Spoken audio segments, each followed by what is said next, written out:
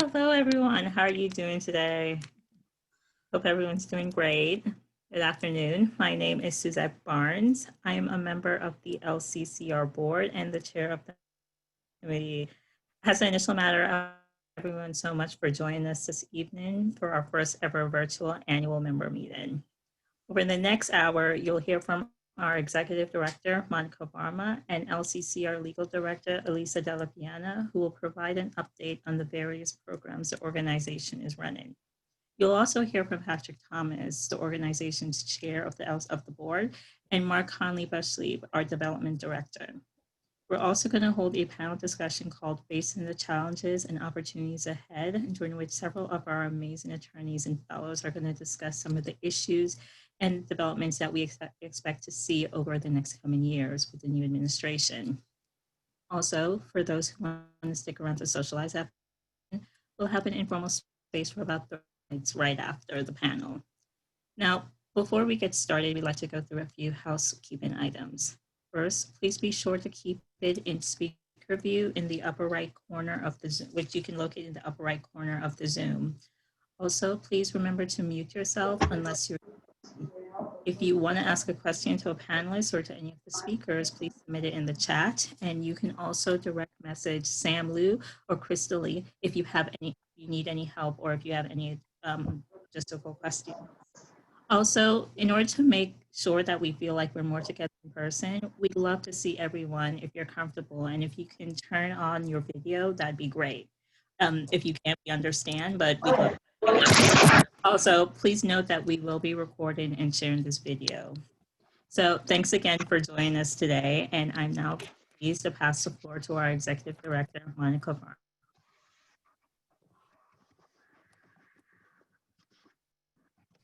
Hi, Monika. I think you're on mute. Can you hear me now? All right. Well, thank you so much, Susie, and welcome to all of you. It has been, I don't know what word to describe, really been quite a year. And through it all, you have sustained us. We have so many of you on the phone today, on this call. We have members, we have new supporters, we have new funders, we have new community members, and we'll also be, of course, welcoming our newest members and new board members. I wish I had the words to thank you from the bottom of my heart and from the bottom of our hearts at LCCRSF this year. We knew 2020 was going to be tough. And like all of you, we were not prepared for all that was coming. So you're going to hear a little bit of what we've been able to do today through Elisa's update. Many of us are still processing the election. We are in a space of relief.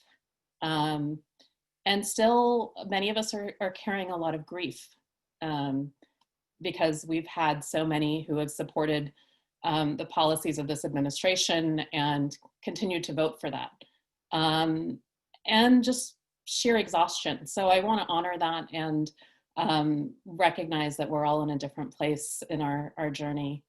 The other thing that I would invite us all to do and ask that you continue to walk with us. You've been with us definitely over the last year, definitely over the last 4 years, and much longer than that. We have raised and brought a lot of folks into the conversation on systemic racism this year. We are having a reckoning in this country, and the conversations that we're having, I will say, are heartening on some level. There's a lot of division, but there are so many people that have come in and asked to learn more, places that are not familiar to us. We've had a lot of young folks do small fundraisers for us who've reached out and said, hey, I just want to let you know that I'm really excited and I want to learn more. I did a talk to Apple engineers who wanted to learn about racial justice a few weeks ago. And you've been with us every step of that journey. I think that, you know, there's a Haitian saying, there are mountains beyond mountains. And we have crossed one mountain this year. And in the last few weeks, we have many more mountains to climb together. And if we are truly going to dismantle systems of oppression and racism, I was taught by social movement leaders around the world and the movement today, the only way to dismantle these systems is for us to have those who have been most harmed by those systems lead the way. So we have that sort of baked into the framework and the bones of our organization. And I hope that you will bring your friends along in that journey.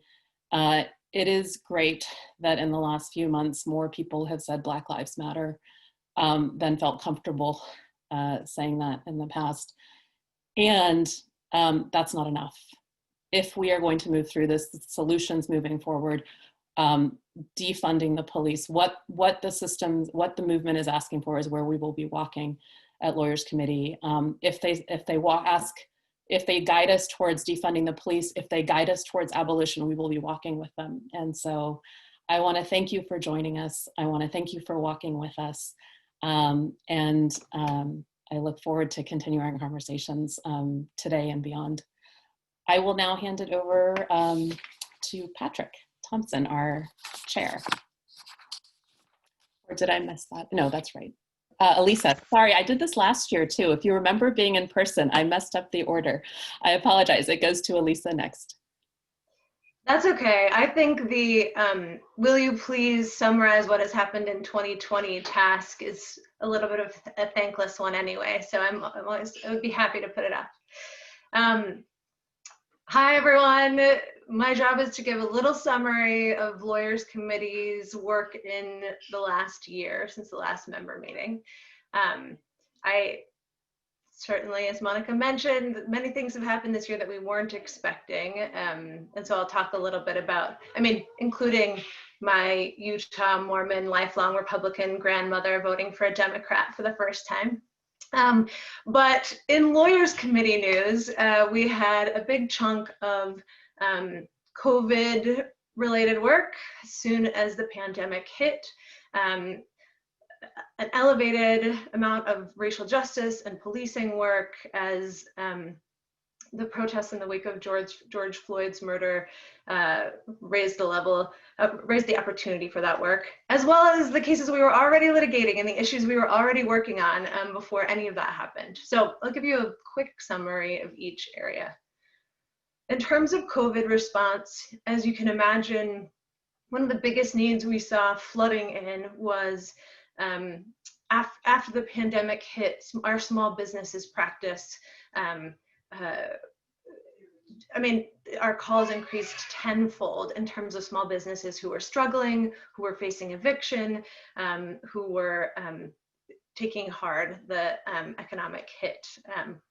And so because of increased intake, we were able to, with the help from many people, many firms represented on this call, provide a much more robust level of help. And just on commercial leasing issues, just since the pandemic, we have matched 110 small business clients to try to preserve their businesses, their businesses' homes, and their economic future. So that's huge, and just one piece of that puzzle. The things that we've worked on this year. We also, some folks know that for many years we have been working to prevent the towing of vehicles simply because someone owes parking tickets or owes a registration fee. For many of our clients, they're living in their vehicles. Many people drive them to work. We had first responders, essential workers who needed them, and still in California they can be towed just because someone doesn't have money.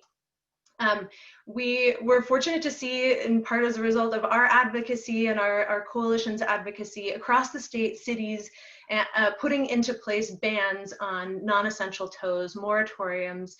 Some of those are still left, and we're hopeful that we can make them, including the one in San Francisco, permanent bans on towing for poverty-related reasons, just because someone can't afford to pay fines or fees. And crucially, the people who are most at risk during the pandemic are in our detention centers and prisons, one of the cases that has been there is a preliminary hearing, another preliminary injunction hearing going on right now in federal court in Judge Chabria's courtroom in our Zepeda-Rivas case that challenged the conditions in detention,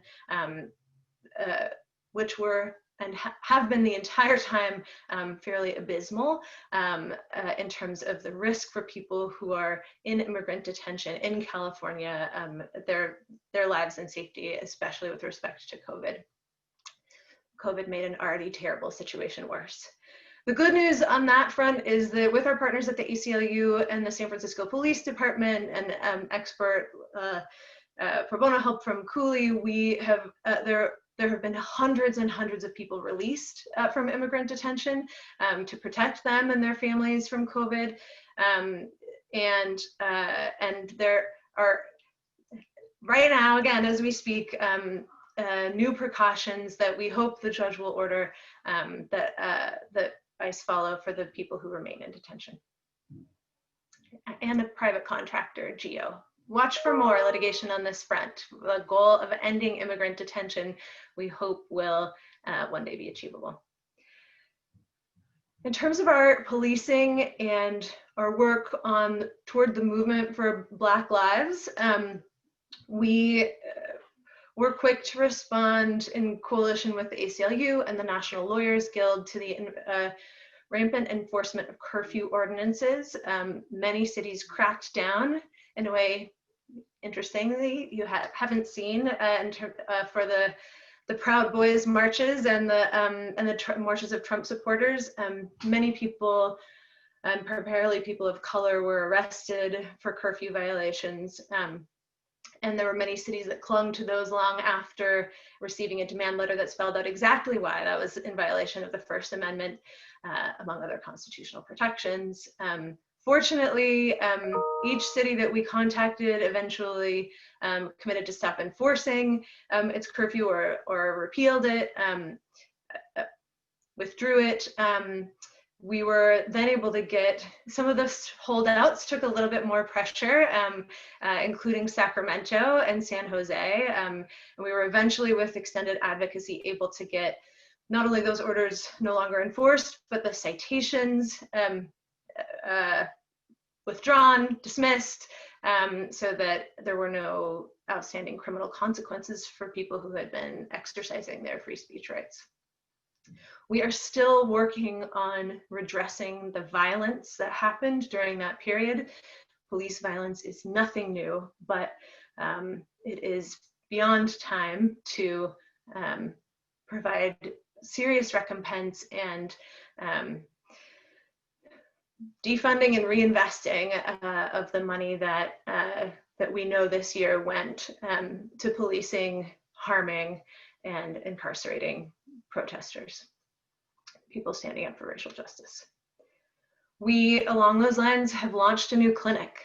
We will be providing help for people who were harmed on an individual basis, as well as investigating some larger impact suits, people who were harmed by police, and particularly during protests, but at any time, and don't have the kind of injuries where it's easy to get a private attorney. So more to come on that. And you'll hear, we also released a report detailing the discrimination that's rampant in low-level policing in California. Cities, in California cities, Black people were up to 10 times more likely to receive a citation for essentially just being in public than white Californians. That we were able to document, and we're hoping to use that report and the findings in advocacy to change what low-level policing looks like / its existence in California. And finally, in terms of cases things that came up that weren't related to the many emergencies that we faced this year, we were fortunate to finally come to resolution in our case against Caltrans, the Department of Transportation, for taking and destroying unhoused people's belongings, their tents, medications, the only effects they had from family members who had passed on. We have a multi-million-dollar settlement in that case. We are, the Caltrans is bound to follow the law and very explicit procedures that protect people's belongings, not only in the 3 counties in the East Bay where we sued, but across the state in its operations. And we are currently working on filing claims for every individual harmed so that they can get their monetary recompense. Our clients are very excited and grateful for that prospect. It's coming soon. And finally, the lest we think that the federal government was the root of all, you know, either the police or the federal government was really the locus of the problem. We also had to file suit against the California Department of Education this year at a time during the pandemic when it decided to issue regulations totally contrary to statute that would have that would take away authority for regional migrant parent regional migrant parent councils, which are in charge of were established so that parents, migrant worker parents, could have an important say in their children's education. Farm workers did not stop during the pandemic, and taking away their voice that the statute gives them in their children's education is absolutely unacceptable. That suit is ongoing, and we're hopeful that the department will reconsider those regs. That's it in maybe a couple nutshells. Thank you all for being here and for supporting Lawyers Committee.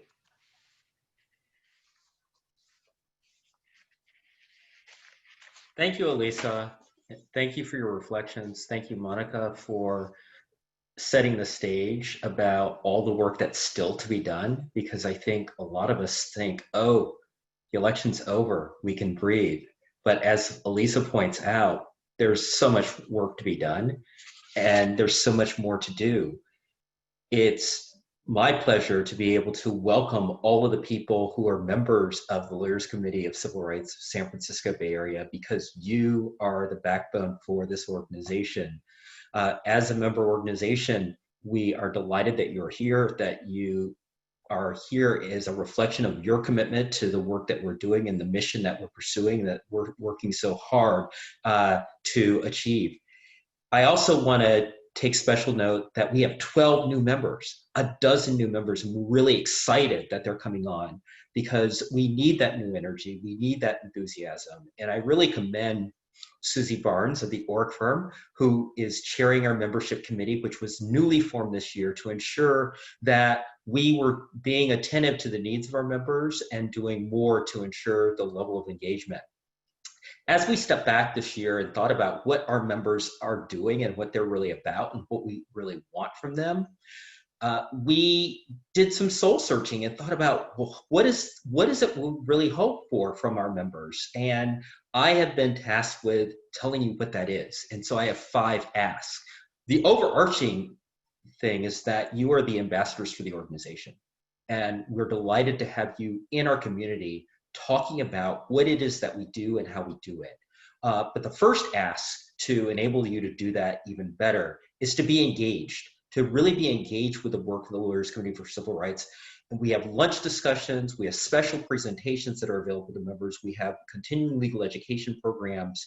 Sam is excellent at sending out blasts about what we do. We encourage you to read them and to send them to your friends, because your level of engagement and your enthusiasm becomes infectious in the community, because we really rely on that core support from volunteers.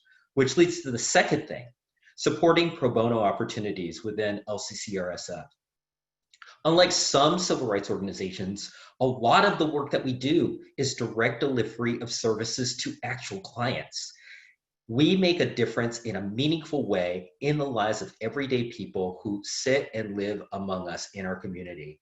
And that work is made possible through your commitments, through individual contributions to pro bono, through your law firms, through your corporations, and through your organizations. And so we really encourage you to be involved with pro bono. The third thing is that we still need financial support. We've had successes and we have kept the lights on, even remotely. But we really would encourage you to make meaningful contributions to the degree that you can, and doing so by encouraging your colleagues, your friends, your networks, your firms, your companies, and your organizations to support us and think about us first as they're thinking about all the different priorities that are competing for your attention and your treasure. The fourth thing is that we have 12 new members. We rely on you to recruit new members. And we encourage you to think about people in your networks and people that you work with or people who you've teamed with in community. Bring them to our attention because we would love to meet them. We would love to engage them, and we would love to meet them and explore whether there are opportunities for them to walk with us arm in arm as we continue in these efforts. And the last thing that we do, and this is the official bout of member work that we have for the day, is to vote on the members of the board of directors. I am humbled and delighted that I am a member of the board and that I am chair of that board, and that my fellow trustees have entrusted me with that position. And it is a terrific honor that I get to serve in that capacity. But the people who serve on the board, we rely on you as members to look at the candidates who come from the community, largely from the population of the membership, to serve in this special capacity. And so with that, we did provide materials about Colleen Ball and Maria Blanco in materials, and I would like to entertain a motion through the Zoom group chat feature for approval of Colleen Ball and Maria Blanco to be members of the board of directors of Lawyers Committee for Civil Rights of San Francisco Bay Area. May I have a motion? So moved. Do I have a second? So second. All in favor? Aye. Aye. Aye. Aye. Aye. Aye. Aye. Any nays? Aye. No nays. Any abstentions? Well, I'm delighted, Colleen and Maria, you are walking with us in that special category of being on the board of directors. And so I applaud you. You can react with the little like squiggles at the bottom of your controls. Congratulations and thank you very much to all of you as members of this organization for supporting this. And I'm going to turn over the mic to Mark to lead us through. He's our development director, and he's going to help you learn more about different ways to help us walk the path. Thanks. Thanks, Patrick. Hi, everyone. I'm Mark. I've talked to a lot of you by phone and through email over the past couple weeks and months. I just wanted to say I'm really happy to see everyone finally together. And just want to say I really appreciate your warmth and responsiveness, even in these really difficult couple of months. Really, really appreciate it. We all support a lot of causes and groups here in the Bay Area and nationwide. And I just want to acknowledge that we know it takes all of that work. It's going to take all of that work to end white supremacy, systemic racism, and structural inequality. And we also know that our time and our resources are finite. And we just want to say a huge thank you, and that we are very proud that you all choose Lawyers Committee San Francisco to be among the groups that you support and champion. There are two things Patrick talked about that I want to just underscore, concrete things that we ask that you do as members. The first is to make a personal contribution, a financial contribution if you're able.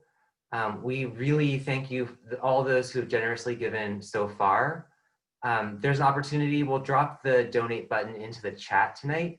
And you're also welcome to follow up with me individually, mail things to our office, or anything that works best for your situation. The second thing that Patrick talked about was being an ambassador. And we just ask that you share Lawyers Committee. So we do have an opportunity coming up for the Martin Luther King Awards Dinner. If you're willing to submit a sponsorship to your firm or your company, I will happily create a personalized letter for you and get that out with materials for you to submit. So you can just let me know through email. The second thing would be just to kind of share us on social media, make sure that you tell people that you're a member and invite them to learn more, invite them to learn about Lawyers Committee and the work that's happening locally in our own backyard. those are the major things that I would ask. The next time that we'll all be together will be in February for our annual virtual Martin Luther King Awards dinner. We're very excited. That's going to take place on February 19th. We will send out the save the date next week. And we are thrilled that we have a special award being accepted by Dr. Ibram X. Kendi. So we will share all of that information as we get nearer. So the last thing is, I'll just say we're here to support. You can reach out to staff anytime if you have questions, if you want materials, want to know more updates. We're here for you as members and as a community. So with that, I just say thank you again and pass it over to the real stars tonight, our fabulous panel and Elisa. Our fabulous panel and Elisa is my favorite introduction ever. It didn't come out right. No, I love it. I wouldn't change a bit of it. Thank you. I want to introduce to you all some of our staff attorneys at Lawyers Committee who I have the privilege of working with every day and are just incredible. And we have Amanda Bhuket from our immigrant justice practice. She's a senior attorney with the practice and owns and has made great strides with our asylum program. We have Sushil Jacob, who is the senior attorney in our economic justice practice, and is one of our big visionaries about what it could be. What if we had a public bank? What if we invested in communities of color? What does that mean? And believing that it's possible. And we have Tifanei-Ressl-Moyer, who has been leading our policing work this year and is our Thurgood Marshall Fellow and has taken a leadership role beyond what we even hoped when she first came in. So we're just really excited to have a conversation about where are we now? What does it mean? I think we're going to start with with Amanda, then Tiffany, then Sushil, walking us through in each in turn in just a short fragment. What are the opportunities that we have at this moment after the election we just had? What are the challenges, and sort of where do we go from here? What's necessary to overcome the challenges? And obviously, I mean, all of us have probably been talking a lot about this, and we're going to really focus and ground it in Lawyers Committee's work. And even in this amount of time, we won't even be able to touch on all of Lawyers Committee's work, but just wanted to get just a taste of it. Then we can dive into questions from you all, and we'll do just a little bit of a wrap up at the end about folks' final thoughts. So enough of me talking. Amanda, tell us what you think in immigrant justice. What are the opportunities of this moment? What are the challenges? Where do we go from here? What do we need for that? Great, thank you, Elisa, and welcome everyone. I'm so honored to be able to speak to you all today about where we are with immigration and looking ahead to the next 4 years, what we can expect and where the work is. So without a doubt, we're in a much better place after the election, and I think a collective sigh of relief was probably heard nationwide by the immigration bar, or collective sigh of relief by the immigration bar. Much better place than we've been in the last 4 years, in contrast to the racist and xenophobic rhetoric that we've seen since day one of the current administration. Biden's stated goal for his immigration plan is to take a fair and humane approach to immigration reform. What the last 4 years have made abundantly clear is that the executive branch has broad authority over immigration. The relentless attacks that we've seen in recent years have been accomplished almost entirely through executive order and agency directives. In fact, earlier this year, the Migration Policy Institute released a report cataloging over 400 changes by the current administration to tighten or choke off immigration, many of them focused on the asylum system and asylum seekers. So the good news is that this means the Biden administration could take action on day one to roll back many of the policies that have been the most disastrous for asylum seekers under Trump. The Remain in Mexico program, or the ironically officially titled Migrant Protection Protocols, that force asylum seekers to stay in Mexico while their cases wind their way through the court, have been disastrous, as well as the recent use of the coronavirus as a pretext to bar asylum seekers at the border. So as far as challenges, while President Biden will have the authority to roll back many of the policies issued under this administration, rescinding policies that went through the full regulatory process will take some time. And we can expect the new administration to target policies that are high profile and procedurally easy to undo, but we can't allow the work to stop there. And we can't allow the softer rhetoric on immigration to make us complacent about the major work that still needs to be done. For example, before Trump, the immigration courts were already dysfunctional and have effectively collapsed under this administration, with a backlog of over 1 million cases currently pending. And this is partly because under this administration, the courts have been weaponized against asylum seekers and people of color. Even in spite of the shutdown under COVID, or partial court shutdowns, this year immigration judges have managed to issue the second highest number of denials in the last 2 decades. So ultimately, this work isn't just about getting back to the status quo. Reversing the devastating changes to our immigration system needs to be the floor and not the ceiling. And what we really need to do is be pushing for a complete overhaul of a system that was already broken, and reimagining our immigration system from one centered on enforcement, on the detention and deportation of immigrant populations, to one that's focused on compassion and the dignity of the individual. We know that litigation and advocacy is going to be key to this. As Elisa mentioned, COVID have really pushed us to move forward more forcefully with our work toward dismantling immigration and detention systems. But we have been working on this since as far back as 2015, challenging the conditions of detention in both CBP and ICE custody, and more recently working with separated families to file claims under the Federal Tort Claims Act to seek recompense for their injuries. So we need to continue pushing the needle toward justice through impact litigation, and as Patrick mentioned, very importantly, through direct representation in immigration courts. And we look forward to doing that along with you. Thank you. Yeah, I tried to cancel online, but. Thanks, Amanda. We'll jump to Tiffany. Same questions for you.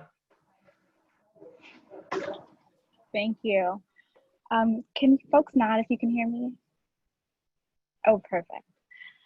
So, frankly, the work that me and my team are facing, working around addressing the violence, inequities, and racism of the policing and carceral system is made a bit more difficult, or at least more complex, with the current results of the election and where we are just nationally, where we are in 2020. The New York Times suggested that the Black Lives Matter movement may be the largest movement in the history of the United States. It hypothesized why the movement is different than others, and noted that one major difference is the amount of participation from white people. 40% of counties in the United States had protests, and 95% were majority white. And 3/4 of those were more than 75% white. These types of analyses are really important for our work because it has us address issues of why does this matter in this moment? How do we increase engagement from the public in this moment, having acknowledged that this matters? How do we use the momentum to move forward? And how does this election inhibit the momentum or propel it forward? Do people feel too safe or too distracted to recognize the harms are still ongoing, will still be ongoing and ongoing perhaps more quietly.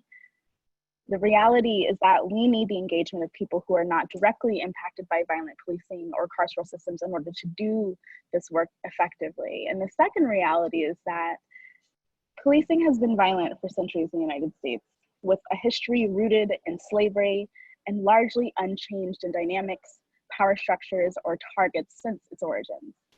And even under the Obama administration, the administration of hope, where police reform was very attractive, imaginative, and even daring, the reform efforts by many accounts have failed.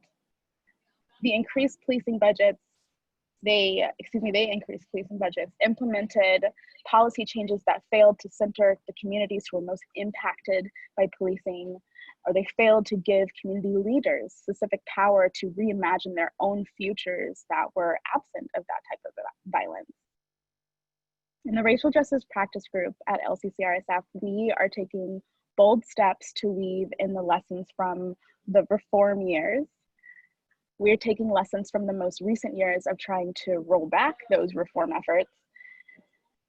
And we're trying to move forward in a way that recognizes that who will be in the White House. This prospective administration has made no substantive promises for material changes for people who are most impacted by violent policing. And we have a lot of work to do. And all of that work must be very strategic. Thanks. Thank you, Tiffany. Sushil, the same questions for you. Thank you. It's great to be here and to see so many familiar faces today. So I'm going to talk to you about our economic justice program, which many of you are familiar with the core of our program, which is Legal Services for Entrepreneurs, which is our direct services program that is unique because we have the commitment of a very large network of pro bono attorneys at our law firms. And that's one thing that makes Lawyers Committee actually a very unique legal aid nonprofit in the San Francisco Bay Area because of the engagement of our pro bono network. As you know, this year, the pandemic has brought extreme stress on small business owners. And small business owners of color have been hit especially hard by the COVID-19 pandemic. National data shows that African American, Latinx, Asian, and immigrant business ownership has declined dramatically from the onset of the pandemic. And in California, very small businesses with fewer than 50 employees in industries such as restaurants and retail have been hardest hit by COVID-19. Those industries have higher rates of minority ownership, Asian and Latinx in particular. The LSC program has witnessed a sharp increase in requests for legal services, particularly for commercial tenancy related legal services, advice on commercial leases. And just since so far this year, we've been able to match over 100 small business owners with pro bono legal advice on commercial tenancy related matters. So that's been quite a tribute to the strength and responsiveness of the pro bono network. Some opportunities I see on the horizon are related to bringing increased capital to small businesses. And the other aspect of our economic justice program is transformative policies. One particular policy campaign we've been working on for a number of years now has been to promote public banking in California as a means of increasing access to capital in communities of color. And in 2020, we introduced a bill, AB 310, which would launch a state level public bank by converting an existing state loan authority called the iBank.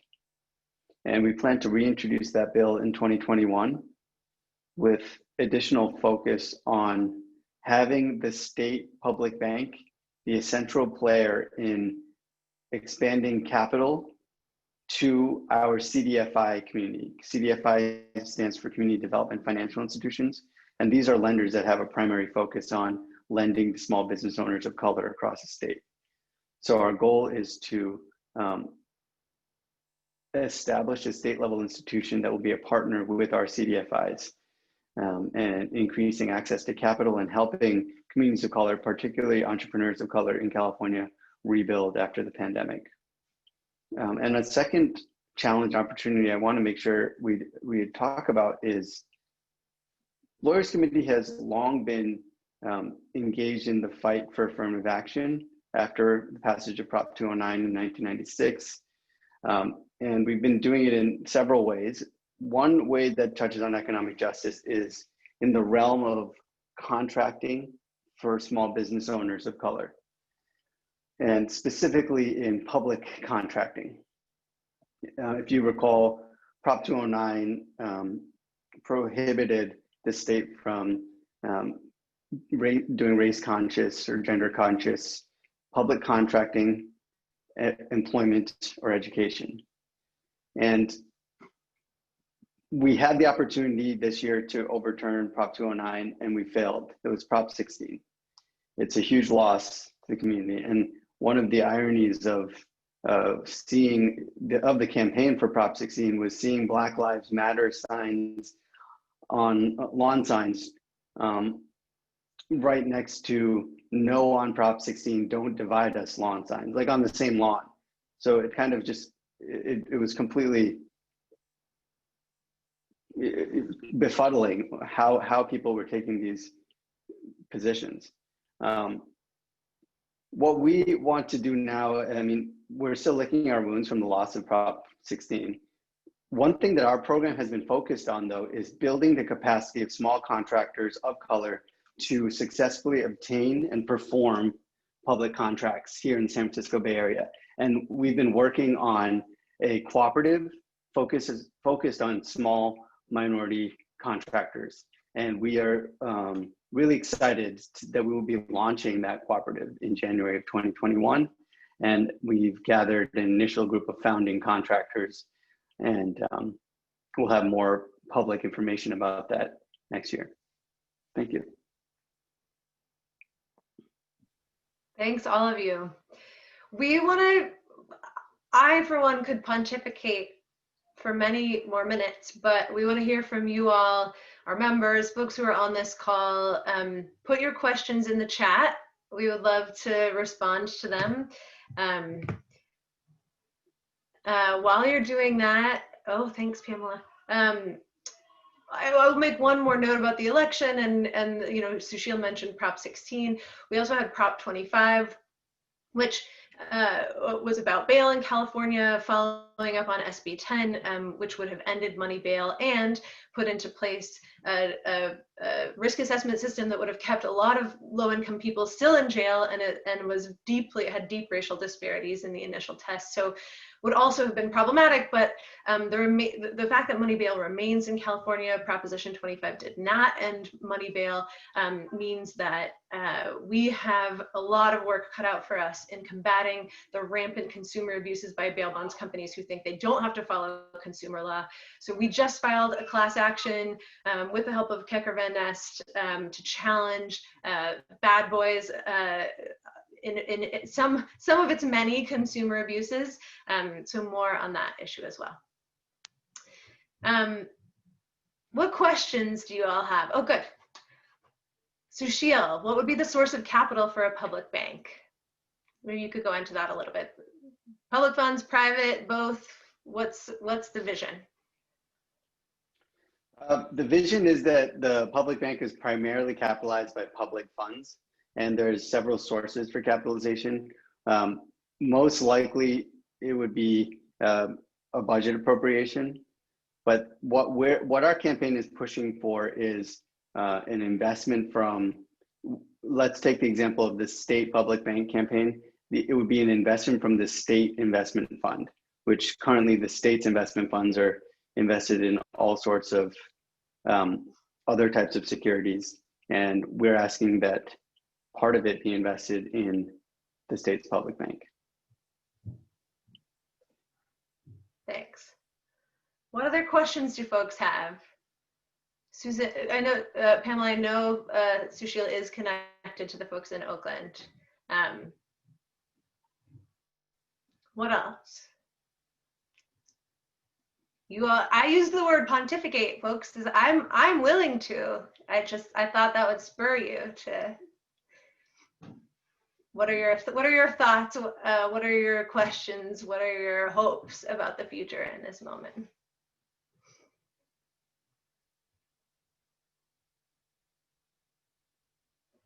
All right, well, if I can ask more questions then. Oh, good, this is in line with the one we just got. For Tiffany, as folks know, Tiffany's been leading up our policing work. What do you think about the role of the DOJ in a Biden administration? If you were advising someone who was about to take responsibility there for policing work, what's the, what would you say? What's the possibility and challenge there? I think one of the things that I would recommend is to really embrace what folks are referring to as the controversial defund the police movement. Can you hear me?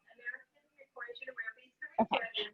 And so, there's been a lot of controversy. Some people stating that they are confused by what it means really to defund. But really, a lot of the reason why people are touting defund the police as a method for moving forward strategically is out of the work that the DOJ did under the Obama administration, recognizing that some of the things that people had asked for in reforms were actually increasing police budgets and weren't addressing head on some of the violent tactics and experiences that people were having and that the police were using. And so certainly centering the people who have been involved since the Ferguson movement, asking them, I say them, but in California, there are a different group of people working on the same issues, really asking, what does it look like when you're asking for funds to be shifted away from policing, shifting away from jails? What does it look like for those funds to be put into other services, and what types of services would serve your very particular community? And so the DOJ, I think, would in their investigative phases, really looking into how these different communities need to function with one another, how the dynamics have moved, especially since Ferguson, would be what I would recommend for certain. That's something that we as lawyers could always, lawyers as part of this movement could always do better. I think the why is it illegal is a thing that we've really focused on in law school, but what's the remedy? How could the world be different? It's not enough for us to bring those ideas out of our own minds. We have to be getting them from communities of people who are directly affected. So I think that's, that we have to sew that into everything we do and hope that we can convince our allies to do the same. Can I add one more thing to that, Elisa? We have a question about, oh yeah. Go. Well, just that, what you're reminding me of is that, the law in many ways was developed to safeguard what already exists, right? And that a lot of what the movements are pushing for is to reimagine things. And so to use the law in creative ways, think about the ways that we haven't used it before, think about maybe the intent, go back to what the actual theories of the law are, in order to push for some of the efforts that people who are on the ground are really pushing or looking for. Yeah, amen to that. Sushil, in terms of the small business capital funding sources and public banking in general, in what ways are you working with? Where is the governor's office in California on this sort of big, exciting vision? It's a question from it's great. It's a great question. I would say that the governor's office is engaged with another campaign to build a rebuilding fund in the iBank, which is actually something that our campaign would be supporting and expanding that rebuilding fund. But our campaign is much more about transforming the iBank into the state's public bank. And I wouldn't say the governor's leading on that right now. I think the governor's waiting to see how the politics are going to play out. Very good. Well, we'll marshal all the efforts to make the politics play out in that way. Drew Ramey, it's great to see your name. It's been a long time. How much of the Lawyers Committee work is devoted to issues specifically affecting women and girls of color? As you know, we have a broad mandate under civil rights, but maybe Amanda, you could touch us a little bit about the regulations, how the asylum regulations around gender, the changes under the Trump administration would affect the many female clients that we have and girls that we have in the program, and the danger in the sort of new bundle of asylum regulations along those lines. Thank you for that question. You know, as I mentioned, the attack against asylum and the asylum system has really been multilateral and has been on a number of fronts. We've seen case law come out of the Board of Immigration Appeals under the authority of the Attorney General that has sought to just blanketly eliminate domestic violence as a path to asylum or a form of persecution that can lead to a finding of asylum. And while those things have been challenged in different circuit courts, that the administration then propagated some new proposed regulations, which are commonly referred to as the monster asylum regs, that are currently sort of pending and may be finalized in the next 64 days, hopefully not. But those monster asylum regulations are appropriately termed because they effectively eliminate many forms of asylum and dismantle the system more generally. But one of the forms of asylum that would be eliminated under these new regulations, if they are finalized, is any harm that is based on gender. So that would be much more broadly applied beyond domestic violence, could include forced marriage, female genital cutting, all sorts of forms of gender-based violence. Other groups that would be affected would be LGBT persons would no longer be eligible for asylum as members of a particular social group. It seeks to change the definition of persecution, the definition of political opinion. It's really pervasive. But one of the really targeted approaches that we've seen to all of these attacks on the asylum system in the last 4 years is that they broadly group together the kinds of claims that are the most common that we've been seeing out of the Northern Triangle. So cases related to domestic violence and gang-based violence. Many individual asylum seekers report, and country conditions back this up, that if the gang, if someone in a family falls on the wrong side of the gang, they will target the entire family. So one case that Attorney General Barr issued sought to eliminate family-based persecution as a basis for asylum, which is one of the most quintessential particular social groups and most fundamental particular social groups that's been acknowledged by all of the circuits. So it's both an attack on gender and an attack on people of color in general, especially those entering at the southern border.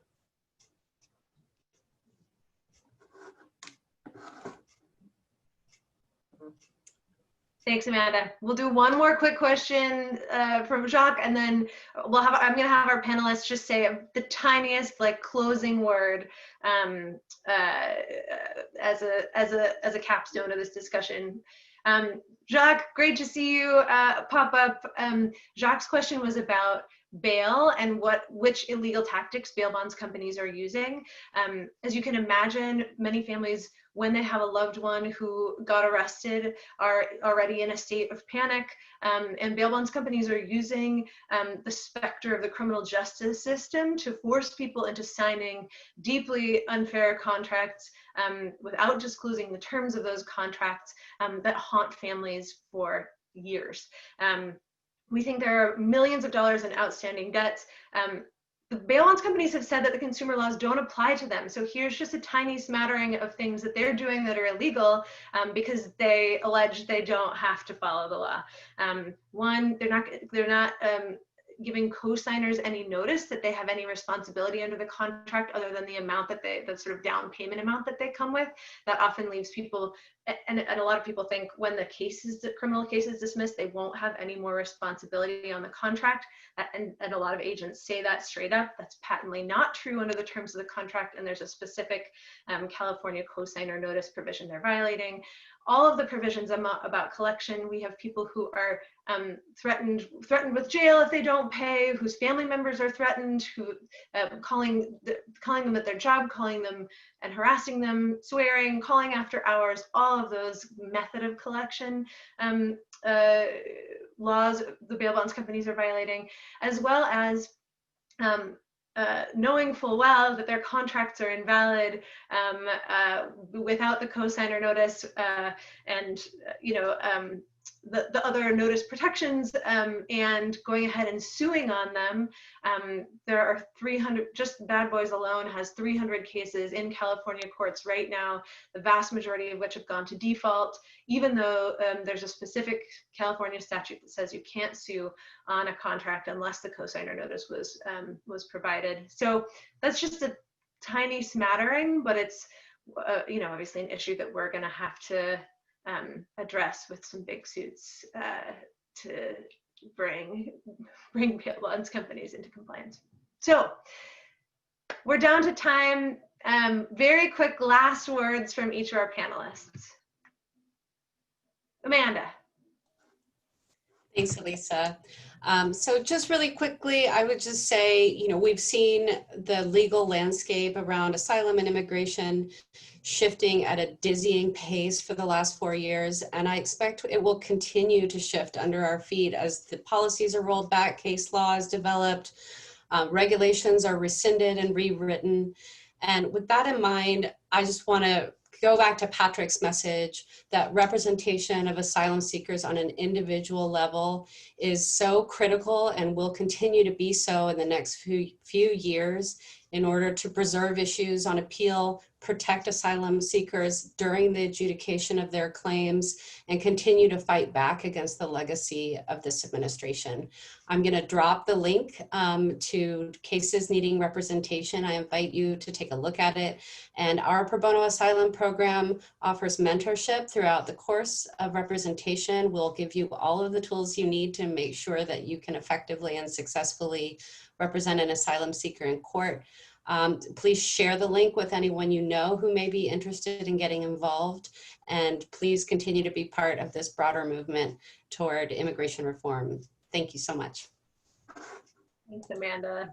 Sushil and then Tiffany. I just want to say we also are always looking for transactional corporate attorneys to join our pro bono network, particularly attorneys who have real estate background and can assist our commercial lease clients. We anticipate there will be a lot of demand for commercial lease related matters as the pandemic continues its harm on our small business tenants in the community. Thank you.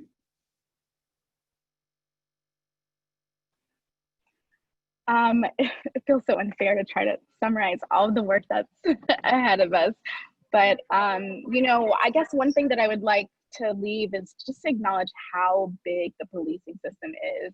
There's a whole system on the federal level, there's a whole system on the state level, and then each municipality and counties have their own policing structures, even down to your universities have their own policing structures. And so I guess that the individual personal ask there is to pay attention to how those structures are moving with where you're living, with where you're advocating.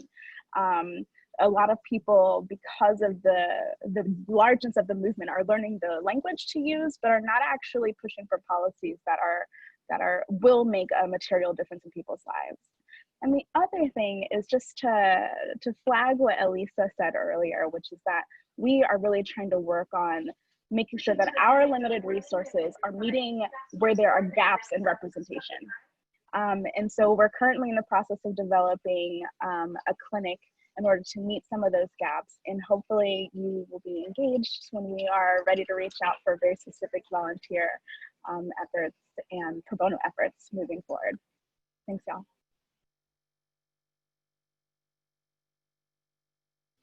Just want to end with a note of appreciation. I recognize so many of the names and faces on this call. I started at Lawyers Committee for the first time in 2004 and have loved and worked for the organization quite a bit since. But it keeps going because of you all and because of the work of the incredible folks on the staff. We're lucky to have you all behind us. Thank you.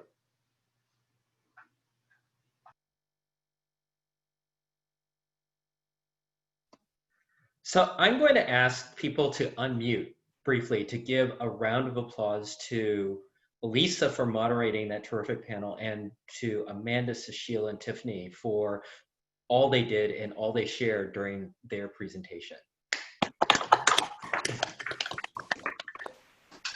Oh, yeah.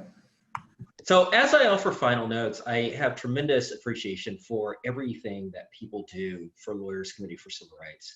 One of the things that Tiffany described is that we have big issues and big problems to deal with. And it's really easy to imagine us being overwhelmed. And I commend the staff and all the volunteers because they're not willing to be overwhelmed, because they realize that this is hard work and we have to continue to do it one client and one case at a time. And we thank you for all the work that you've done. We thank you for all the support you've given us. I welcome all the new members, the new fellow board members, and I really want to thank you for everything that you've done for this organization. I'm indebted to you for your commitment and your support. On behalf of the staff, the board, we thank you. Wish you all to have a great evening. And as you go out, consider that it's kind of dark out and it's kind of murky out.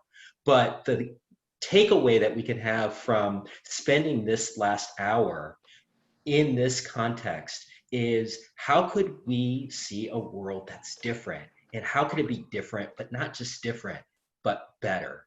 And that is a great takeaway from any Zoom meeting of any kind. Thanks, everybody.